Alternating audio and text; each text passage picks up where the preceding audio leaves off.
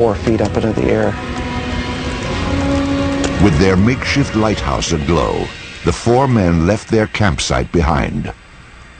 They paddled several hundred yards out into the pond, headed for a night of fishing they would never forget, and one they would later illustrate in their artwork. I remember being in the back of the canoe, paddling leisurely. The 2 twins were in the middle. Charlie was in the front. And I remember they were having a conversation, and I was focusing on the night and the lake and the water. And I began to feel observed. And then all of a sudden, Chuck Rack, who was at the back of the canoe, said, "Holy mackerel, what the is that?"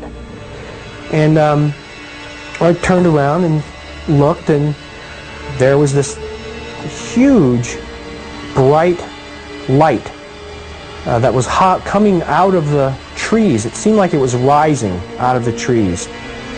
At first, we thought, well, it's got to be an airplane or something, right? So we watched it for a few seconds and realized that it wasn't an airplane because it wasn't making any sound at all. It was strange, very strange. It was a bright, luminous yellow-white, and changing from that color in a very fluid, liquid kind of a way. And we were very, very fascinated. I was in a state of extreme euphoria. I remember just feeling, wow, this is fantastic.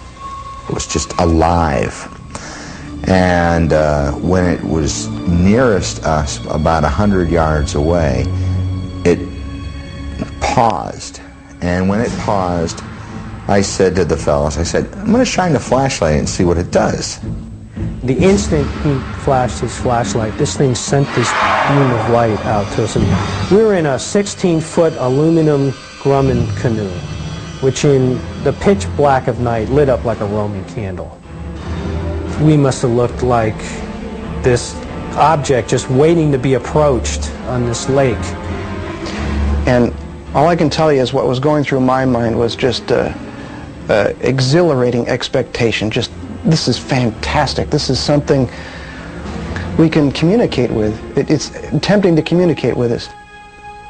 I was completely shocked, and especially shocked that it reacted as quickly as it did, which told us there was some type of intelligence about it. And as soon as this light came out, this thing started moving, and so we thought, well, you know, this is real. This is really happening. This is not a figment of our imagination. I mean, we've got to deal with this situation now, because within a few seconds, this thing is going to be right on us. I wasn't even interested in this thing anymore, other than I didn't want to be as close to it as I was.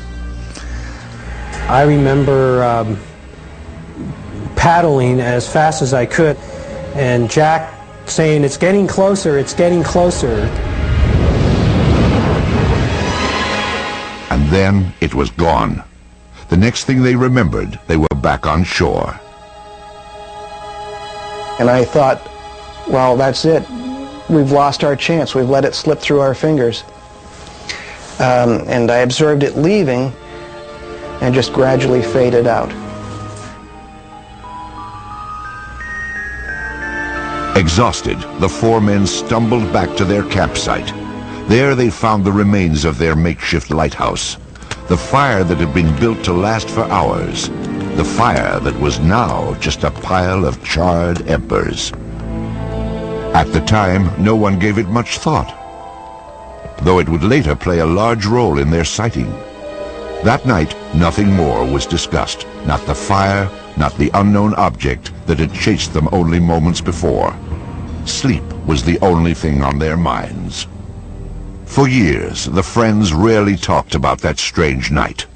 Then, in 1978, memories of the sighting began to resurface. Jim Weiner had developed temporal epilepsy after a car accident and suffered periodic seizures. These fits were often triggered by sleep deprivation, and by 1980, Jim was definitely not sleeping well. Vivid nightmares had become a perpetual torment. All I remember is seeing vague figures, anthropomorphic in shape, but they did not seem human to me. They were around me, and they were either doing things with my genitals, or they were prodding me with some types of instruments. There was an extreme feeling of malevolence. I mean, I was absolutely always felt terrified in this situation. For a time, Jim kept his nightmares secret. Then he confided in his brother.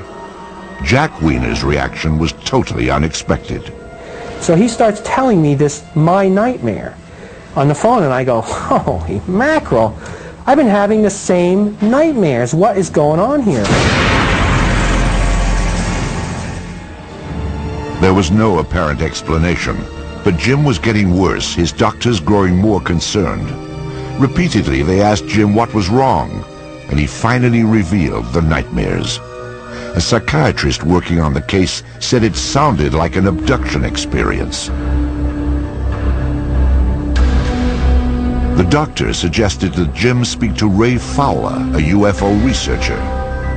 Jim repeated his story. Fowler took it seriously. Later, the other three also underwent hypnosis. Finally, 4 years after the incident, the details of that terrifying August night would emerge.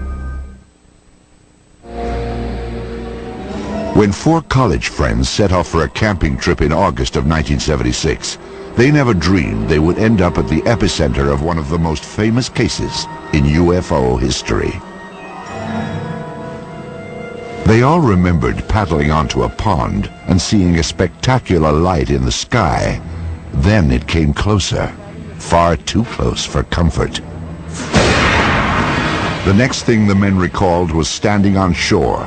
Only later would they suspect that something more sinister had taken place. Regression hypnosis revealed that the 4 friends had apparently endured a horrific episode known as an alien abduction. It began with the menacing approach of a UFO. One of the things I remembered very clearly was Jack saying that it's gaining on us. And I remember suddenly being enveloped in this tube of light. And I remembered looking up, and I was thinking about, what the heck is that up there? You know, like, what's up there? And that took a few seconds, and then I looked back again, and Chuck Rack's gone. The last thing I remembered was having both hands on the side of the canoe, looking out at the water to see if Chuck was in the water, and then not seeing him and thinking, oh my God, you know, what happened to Chuck? And then looking up, and then the next thing I remembered was this just intense feeling of almost like I was coming apart or something. That's the only way I can describe it. Then the next thing I remembered was being on my back in this hazy environment, which was just like this nightmare that I'd been having. All 4 friends seemed to recall a similar traumatic experience. I'm lying on my back, and I'm disoriented. I'm not sure where I am.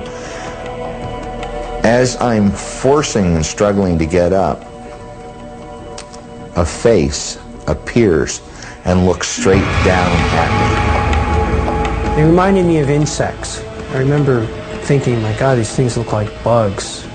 They had like large eyes, almost like ants have. They could have been goggles for all I know, but and they had some kind of clothing on, like spandex. I became focused on this thing's hand and realizing that it was not a hand like ours at all. And this one had me by the wrist, and he was holding my arm up, and he had something else in his hand. But I didn't like the looks of it. And I remember thinking, oh boy, here we go. This is it. I got 5 seconds to live. They're going to cut me open. They're going to dissect me, whatever. I just want to get out of here. Get me out of here. It would take hours under hypnosis before the four men fully detailed the alien examinations. Later, they recalled the peculiar events that brought them back down to Earth. They moved us again into this other space, this room. Then this area in front of me started changing somehow. It was doing something. It was some type of machine or something. It was very strange. And the last thing I remembered thinking was, here we go, I don't know what's going to happen next, but something is happening.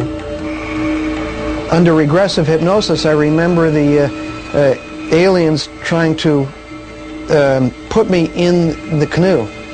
There was one of them standing in the canoe over me, trying to adjust my position in the back of the canoe, and another one was sort of waist deep in the water right next to me.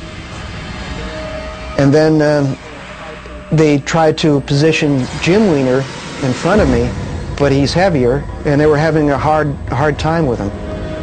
And then the other two were beamed right on land, and then Jim got out to join them.